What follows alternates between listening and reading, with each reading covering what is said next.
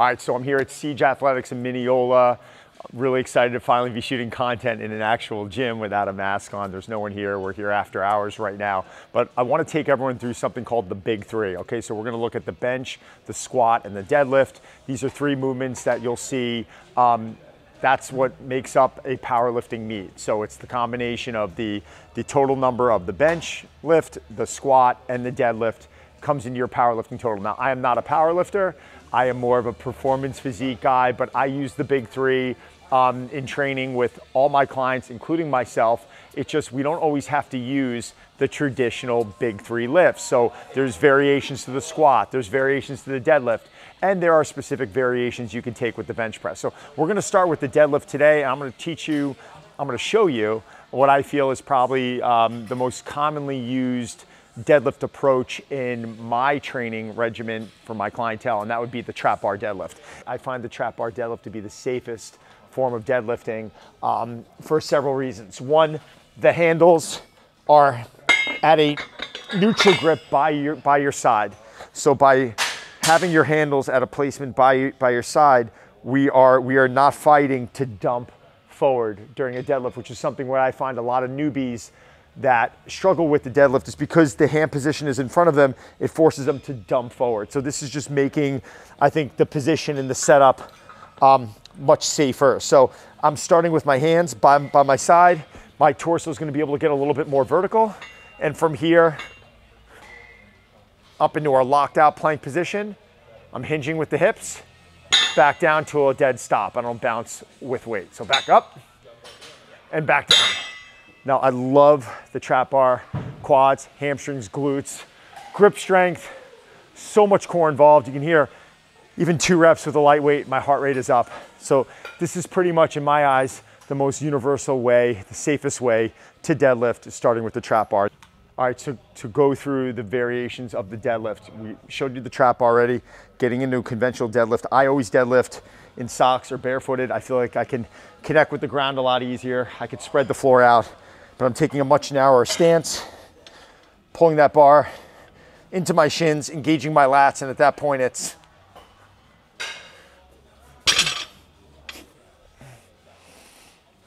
one more time. Okay, that was our conventional. Going into sumo now, we're gonna take a wider stance, a little more vertical with our torso, up.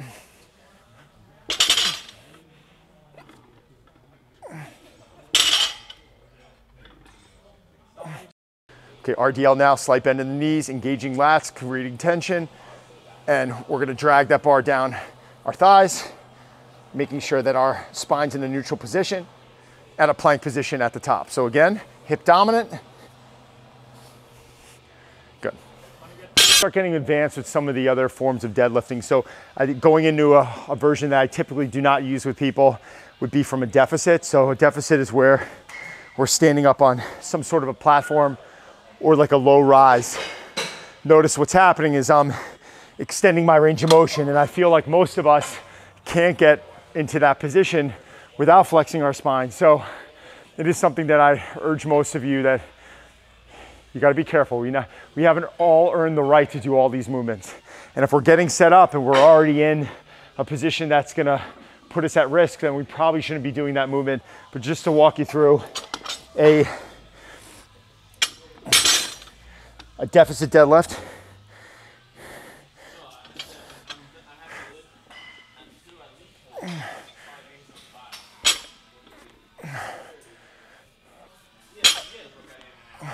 Notice how my range of motion has increased by several inches. When I'm getting into that hole, it's that much more difficult for me to be able to maintain position without me actually dumping. This is probably, in my eyes, one of the more dangerous ways to pull. Most of us haven't earned the right to do it. Then we can get into things like rack pulling, which is going in the other direction, where we're actually pulling from a more limited range of motion, which is allowing us to grip and feel a heavier weight. It's allowing us to work on the lockout. So these are all, I think, fun ways to be able to implement different training stimuluses into your daily routine. But it's something that I recommend always staying with the basics. And I think some more of these advanced techniques should go to people with a much higher training age. All right, let's move on. All right, bench pressing. So I like to break it down, and there's two different main ways to bench press. You have your bodybuilding style bench, you have your competition powerlifting style bench. Again, I'm not a power lifter, but you'll see power lifters are creating a wedge. So typically what they do is they're setting up on the bench where they're pulling their feet back into a position where they can create a high arch and a wedge. So they're wedging their body into the bench while using their feet into the floor to be able to utilize their lats in the press to be able to stabilize with their entire body by creating this wedge. Now, bodybuilders, I've got a lot of great friends that are bodybuilders, and their objective is to create as much tension in, say, the pecs, the anterior delts, the triceps, which are the secondary movers. So they kind of almost contradict each other a bit. I also understand there's a cost of doing business. When we're doing that competition style of bench pressing, there are things that are going on with the spine and the hips that could cause issues for someone who might have issues in those areas. So if you have, a labral tear, or if you have low back problems, being in that wedge position, being in that high arch, creating that extended lumbar spine could cause some issues. So I just think that whatever you decide to do, be careful and always make sure that your body can move properly before incorporating something that you might see someone else in the gym doing that you typically shouldn't be doing. So, and then besides the competition and bodybuilding style of bench pressing, we can go into close grip, medium grip, wide grip, reverse grip, which is one of my buddy Mike O'Hearn's favorite techniques to use for his tricep training. So typically I like to go with a conventional style of bench pressing. I am taking probably more of a grip where at the bottom of my press, you can see both my arms are at about 90 degrees. I'm not getting a high arch. I'm trying to keep my ribs down to an extent, but I am still trying to use the floor and create a bit of tension. So it's not your traditional competition bench press where I am using the lats. I'm trying to rely a little bit more on the pecs, which is going to enable me to not be as strong than say a power lifter, but a lot of my goal is to create hypertrophy. All right, so let's just getting our lift off.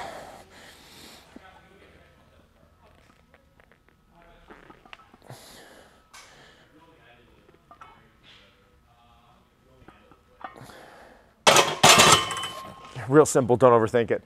And then obviously we can go to specific other angles where we're going on to inclines, higher inclines.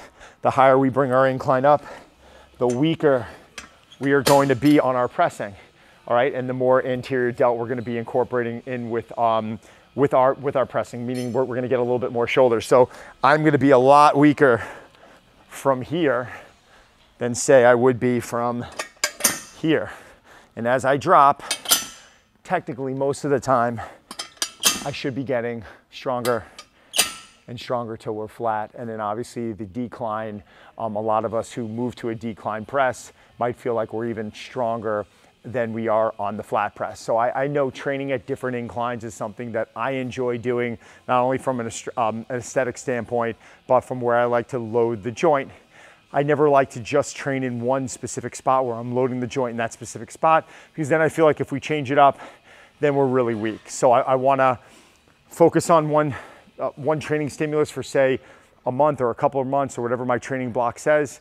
And then at a specific time, I might change that incline up from say a 60 degree to a 45 degree. It doesn't seem like much of a change, but in my opinion, you are changing that training stimulus. You're gonna be able to load a little bit differently and load that joint a bit differently.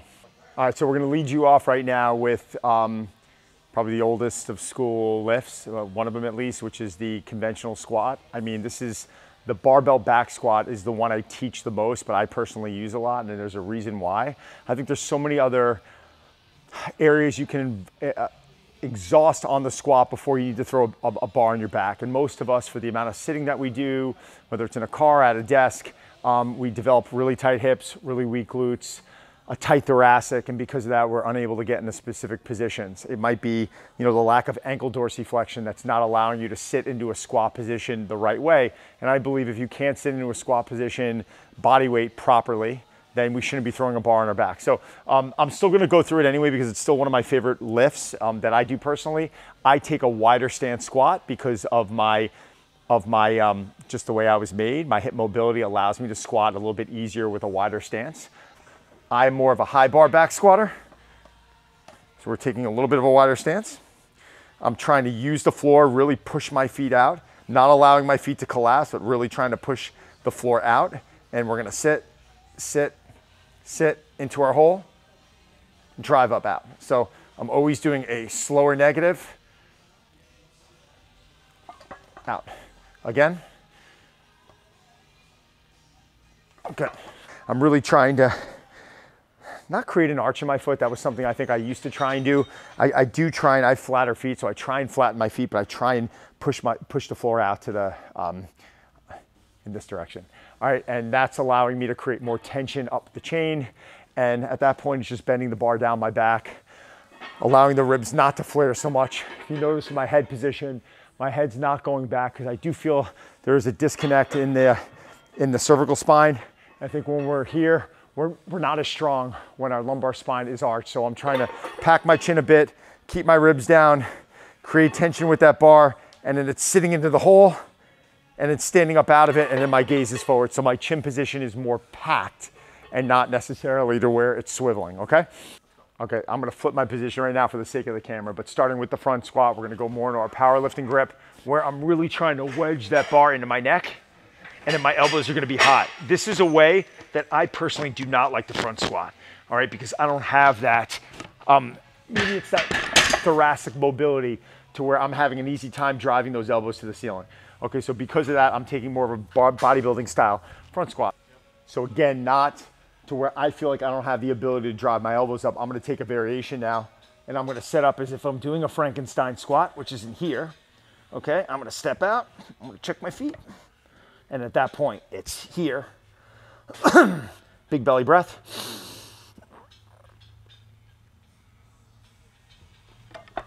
That's it. I love the Frankenstein squat variation, which is the way I showed the setup naturally in the beginning. This is gonna get very uncomfortable. If you can see the line across your neck, if it's sitting on your neck and you're able to maintain bar placement there, and you're almost slightly choking yourself, I know it sounds unpleasant, that's the right way to set up. So again, in here, reaching.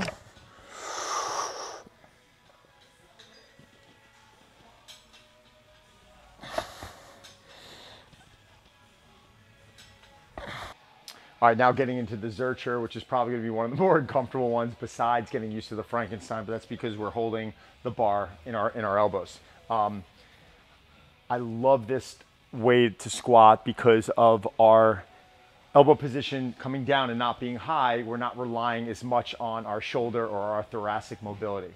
So this is almost reminding me of like a heavy goblet squat. A goblet squat would be in here, okay? Here.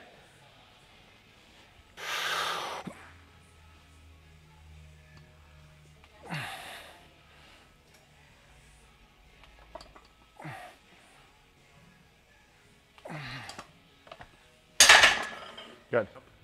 All right, so now we're going to the safety squat bar, which is probably the most common way that I will have someone squat with any type of bar. So I feel like it's safe because of the hand position. Perform Better makes an amazing one that I use a lot. This is the Elite FTS, which is awesome. But what you're gonna notice with the safety squat bar is very comfortable pad, handles, hand positions out here. Very similar to that Zercher squat, where it's a lot more comfortable than the Zercher squat. Most people complain about, you know, check out the redness going on in my elbows just from doing it with 135. But as you get used to it, you develop a level of resiliency. And I do feel that you are able to go really heavy on that Zercher. But I will squat to a box a lot too, or I'll have clients where I'm trying to keep them more vertical knee tibia, more hip dominant.